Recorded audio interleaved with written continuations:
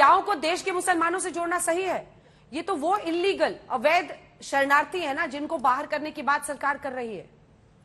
देखिए, ये कांग्रेस पार्टी और ये आम आदमी पार्टी और ये बैठे हुए वारिस पठान, इन्होंने लाखों लाखों बांग्लादेशी और रोहिंग्या को वोट बनवा के अपने इलाकों में जीतें हासिल की हैं, और आज ये बातें कर रहे हैं कि निकाल दिए जाएं और भगा दिए जाएं। दूसरी बात, सबसे अहम बात यह है कि सरकार का जो स्टैंड था, कल भी वही था, आज भी वही है, कल भी वही रहेगा।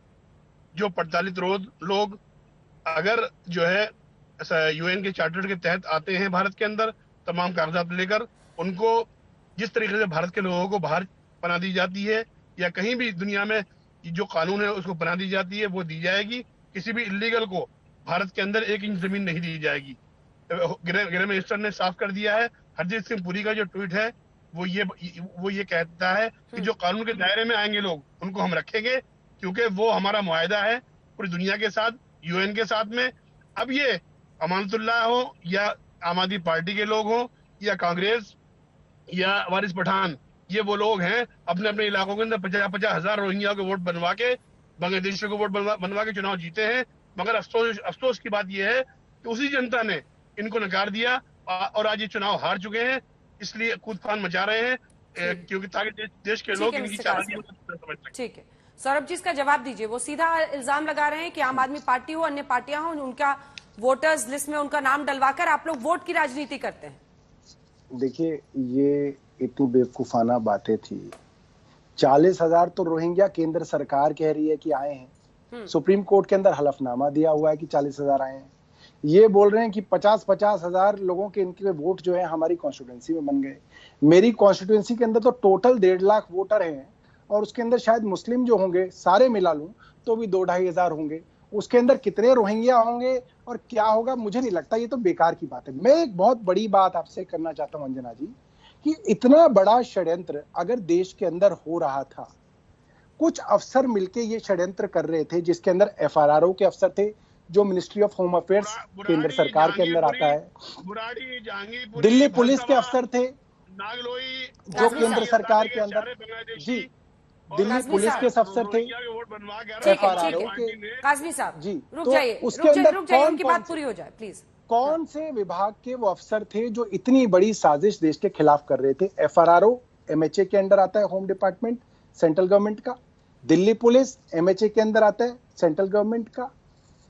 होम डिपार्टमेंट पुलिस दिल्ली सरकार डायरेक्ट एलजी साहब के अंडर आता है। और ये चीफ सेक्रेटरी के अंडर आपने भी कोर्ट की और हमारे जो गौरव भाटिया भाई बैठे हैं उन्होंने भी कोर्ट की कि चीफ सेक्रेटरी ने 29 जुलाई 2022 को ये मीटिंग करी और उसमें ये फैसला किया कि ये 212 फ्लैट रोहिंग्याओं को दे दिए जाएंगे और इसकी फाइल चीफ सेक्रेटरी द्वारा डायरेक्ट एलजी को दी जाएगी, मंत्री को नहीं दी जाएगी। अब मैं एक बात कहता हूं, अगर केंद्र सरकार भी नहीं चाहती थी, दिल्ली सरकार भी नहीं चाहती थी, ये चीफ सेक्रेटरी अगर अपनी मर्जी से बिना किसी के कहे ये काम कर रहा था, तो क्यों ना गौरव भाटिया आज इस टीवी चैनल पे देश को ये वादा कर दें कि इन मुख्य सचिव के ऊपर देशद्रोह का मुकदमा आज ये दर्ज करवाएंगे और इनको सस्पेंड करेंगे, क्योंकि इन्हीं के पास है। सेंट्रल गवर्नमेंट सस्पेंड भी करती है और मुकदमा भी दायर करती है। ये कभी नहीं करेंगे क्योंकि साजिश इनकी थी। सौरभ जी को यह भी नहीं पता है कि जो प्रदेश की सरकार होती है इसका होम डिपार्टमेंट होता है, ये नोटिफाई करता है। और होम डिपार्टमेंट जो स्टेट का है ना अंजना जी, ये 2021 में 23 जून को चिट्ठी लिखता है और रोहिंग्या से जो अरविंद केजरीवाल का प्यार है वो उमड़ के आता है कि ईडब्ल्यूएस वाले फ्लैट दे दो। दूसरी बात एक अधिकारी की करते हैं। अब सौरभ भैया आप सुनो कितना झूठ बोलते हैं अरविंद केजरीवाल। ये जो मीटिंग हुई 29 जुलाई की, इसमें कौन कौन लोग था? Principal secretary revenue department Kejriwal सरकार, principal secretary home department Kejriwal सरकार, सोशल वेलफेयर डिपार्टमेंट केजरीवाल सरकार, दिल्ली जल बोर्ड के सीईओ केजरीवाल सरकार के। अब आप मुझे बताइए, ये सारे लोग कह रहे हैं कि जल्दी से मैं निर्देशित करता हूं कि ईडब्ल्यूएस के जो फ्लैट टैक्स पेयर के रुपए से हैं उन्हें दे दिया जाए। दूसरी बात, आपने मुझे चुनौती दी ना, भाजपा का प्रवक्ता हूं, आपने कहा था बताइए, नहीं किया आपने किसी रोहिंग्या को डिपोर्ट। नाम नहीं ले रहा हूं, एक महिला थी कश्मीर में और उसको डिपोर्ट करके म्यांमार भेजा गया। ऐसे तमाम मामले हैं और आपको मालूम है सुप्रीम कोर्ट में उन्हें डिपोर्ट ना किया जाए इस पे रोक लगवाने के लिए कौन खड़ा था? आ रही हूं सौरभ जी, रुक जाइए, पार्टी पूरा में रहे करिए। कपिल सिब्बल क्या सोनिया गांधी के इशारे पे खड़े थे? ये पूछा जाना चाहिए। तीसरी बात, ये लोग कोऑर्डिनेशन की करती हैं, एक मंत्रालय को दूसरे मंत्रालय का नहीं पता। अंजना जी, अति गोपनीय है अगर जानकारी है और मीडिया कुछ और अगर खबर चलाता है उस पर एक ट्वीट हो जाए वो तो ये मानेंगे, लेकिन होम मिनिस्ट्री जो ट्वीट कर रही है हमारा स्टैंड है इनको वापस भेजेंगे, वो नहीं मानेंगे। और कोऑर्डिनेशन कांग्रेस पार्टी की सरकार से सीखेंगे जिसमें ऑर्डिनेंस को फाड़ देता है राहुल गांधी, 51 साल का बालक जो कि कैबिनेट पास करता है। कोऑर्डिनेशन उससे पूछेंगे जिसका होम मिनिस्टर जो है जासूसी करता है फाइनेंस मिनिस्टर की, डीबगिंग करता है, उससे पूछेंगे। और अंत करूंगा एक बात, पाकिस्तान 4 बार किया कांग्रेस के प्रवक्ता ने। हफीज सैयद ने किसी पार्टी की तारीफ करी है ना तो वो कांग्रेस पार्टी की, और किसी बबुए को अच्छा कहा है तो वो राहुल गांधी को। और डोजियर पे नाम किसका था जब अनुच्छेद 370 हटाया गया? राहुल गांधी का, जो पाकिस्तान ने यूनाइटेड नेशंस को दिया। पाकिस्तान से अगर आपको मोहब्बत है तो हो, हमें भारत से मोहब्बत है।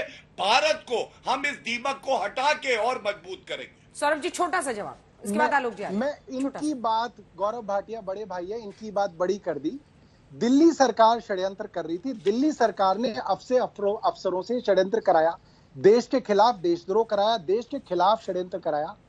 आपके पास तो ये पावर है, आप इन सब अफसरों के ऊपर देशद्रोह का मुकदमा दर्ज करा दो, इनको सस्पेंड करा दो। कराओगे?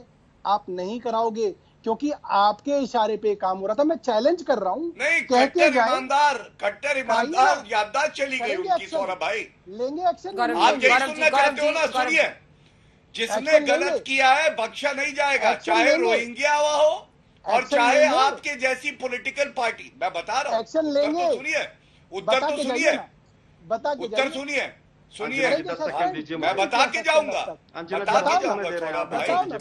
आप छोटे भाई हैं, टाइम खत्म हो गया, टाइम खत्म हो गया। आलोक जी, सिर्फ 2 लाइन, सिर्फ 2 लाइन आलोक। देखिए मुझे लगता है अंजना जी, देखिए मुझे लगता है कि हमारा ना तो कोई भी गृह मंत्री तड़ीपार हुआ, ना हमारे किसी मुख्यमंत्री ने किसी महिला की जासूसी कराई। अब मुद्दे पर आते हैं। मुद्दा ये है कि रोहिंग्या से बीजेपी को वोट मिलती है। 8 साल से हमारी सरकार नहीं है। आपके हाथ में पॉलिटिकल टूल है गौरव जी, आपके हाथ में चुनावी टूल है। डिस्चार्ज पुलिस हुए थे। वेरिफिकेशन अगर बदतमीजी करने आए हो तो बता दे। जब ईडी की लात पड़ती है ना, इटली से आगे जाके गिरोगे। कभी बदतमीजी ना करना। भ्रष्टाचारी परिवार के प्रवक्ता आके यहाँ ज्ञान देंगे। चलिए, यहीं पर बहस करना पड़ेगा। ईडी पर मत जाइए, ईडी पर मत जाइए। बात रोहिंग्याओं की हो रही थी, डिरेल मत कीजिए।